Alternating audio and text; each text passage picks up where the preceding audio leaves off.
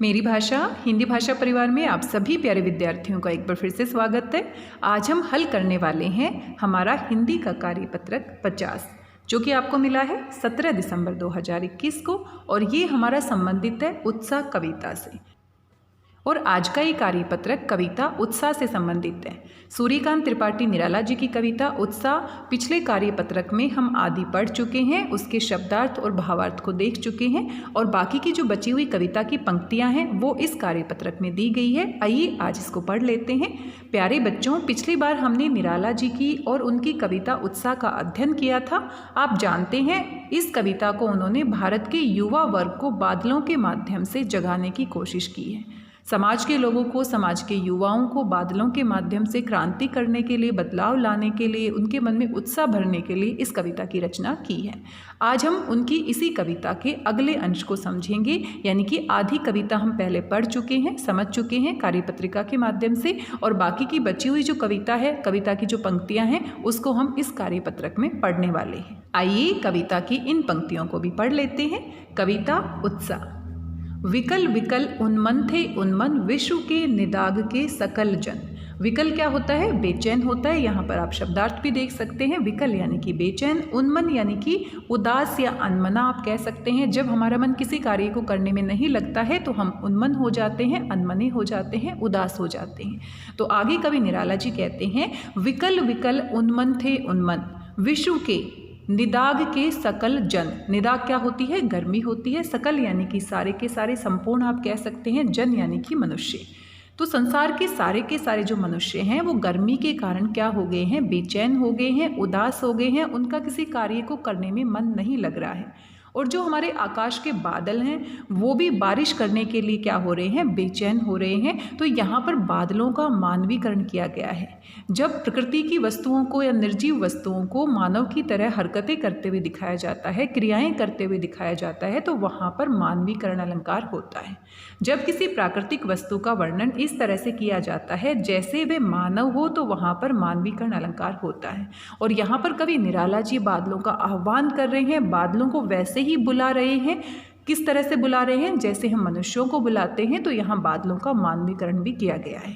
आए अज्ञात दिशा से। अज्ञात यानी जिसको हम जानते नहीं हैं, अनजान दिशा से, जिसके बारे में हमें जानकारी नहीं है। अनंत के घन। अनंत क्या होता है? सीमाहीन, जिसका कोई अंत नहीं होता।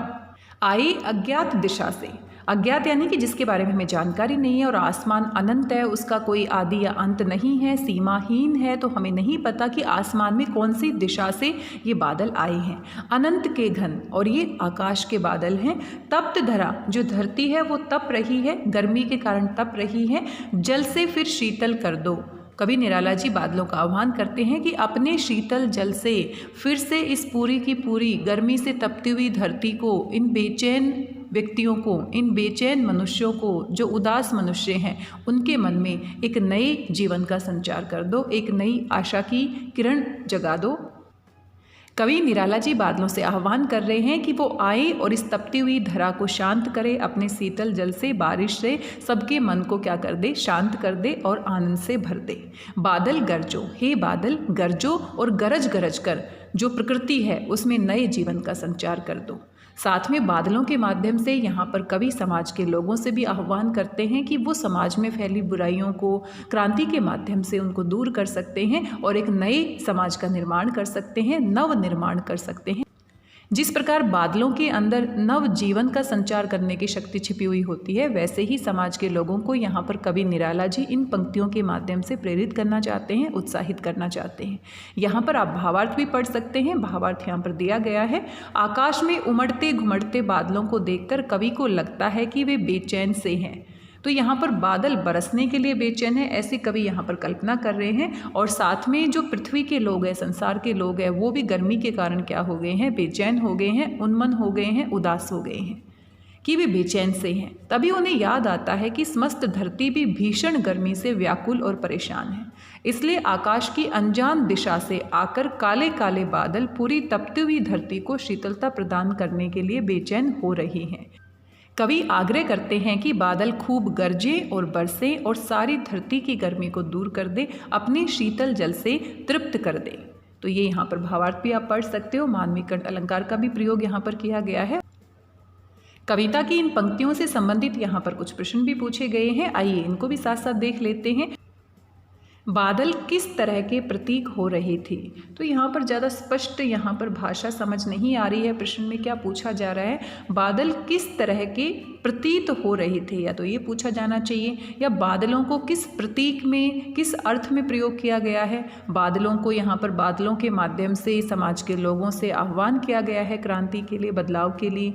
तो बादल किस तरह के प्रतीत हो रहे थे कि जैसे गर्मी से जो पृथ्वी के लोग हैं, जो संसार के लोग हैं, वो अनमने और बेचैन है, वैसे ही कहीं ना कहीं बादल भी क्या हैं, बेचैन है बारिश करने के लिए। तो ये ज़्यादा स्पष्ट हम भाषा यहाँ पर प्रश्न की नहीं कह सकते हैं। आगे है, कवि बादलों के माध्यम से किससे आह्वान कर रहा है? कवि बादलों के माध्यम से समाज के लोगों से परिवर्तन के लिए, क्रांति के लिए आह्वान कर रहा है। समस्त धरती किससे परेशान है? समस्त धरती यानी कि संपूर्ण जो धरती है वो गर्मी से परेशान है, गर्मी के कारण तप रही है, और साथ में जो लोग हैं, मनुष्य हैं, विश्व के सारे लोग क्या हो रहे हैं, बेचैन हो रहे हैं, व्याकुल हो रहे हैं। बादलों के माध्यम से कवि क्या संदेश देना चाहता है? बादलों के माध्यम से कवि युवाओं को, समाज के लोगों को परिवर्तन और बदलाव के लिए संदेश देना चाहता है। यहाँ पर एक गतिविधि भी आपके लिए है, आप इसे भी पढ़ सकते हैं। वर्षा ऋतु पर स्वरचित कोई कविता लिखिए। स्वरचित यानी कि खुद से लिखी हुई कोई कविता वर्षा ऋतु पर। आप उत्साह कविता को पढ़ने के बाद प्रेरित हो सकते हैं और कुछ तुकबंदियाँ आप कर सकते हैं। अगर आप कविता लिखने में थोड़ी रुचि रखते हैं तो आप लिख सकते हैं, और अगर आप कविता लिखना नहीं जानते हैं तो कोशिश कर सकते हैं। तो वर्षा ऋतु से संबंधित आपको कोई स्वरचित कविता यहाँ पर लिखनी है। तो ये आज की हमारी कार्य पत्रिका थी, बड़ी ही आसान सी थी। आप इसे पढ़ लेंगे ताकि अच्छे से आपका अभ्यास हो जाए। और उत्साह कविता, अट नहीं रही है कविता, ये दोनों सूर्यकांत त्रिपाठी निराला द्वारा रचित कविताएं हैं जो हमारे सेकंड सेमेस्टर के सिलेबस में आने वाली हैं। आज की इस वीडियो में बस इतना ही। आशा करती हूँ आपको कविता की पंक्तियों की व्याख्या आपको समझ में आई होगी, और यहाँ पर पहले से इसका भावार्थ और शब्दार्थ दिया गया है, और कुछ प्रश्न भी यहाँ पर पूछे गए थे। तो इसी तरह से आपका अभ्यास हो गया होगा। मिलते हैं किसी और नई कार्य पत्रिका के साथ, तब तक स्वस्थ